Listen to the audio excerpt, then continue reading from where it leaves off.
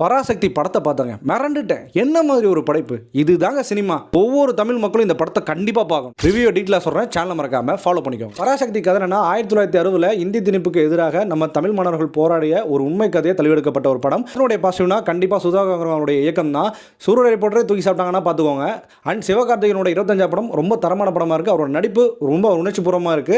அது அதர்வாவா இருக்கட்டும், அப்புறம் ஜெயம் ரவியோட வில்லத்தனமா இருக்கட்டும், அப்புறம் ஸ்ரீலீலாவோட நடிப்பா இருக்கட்டும், எல்லாருமே பூந்துள்ள இருக்காங்க.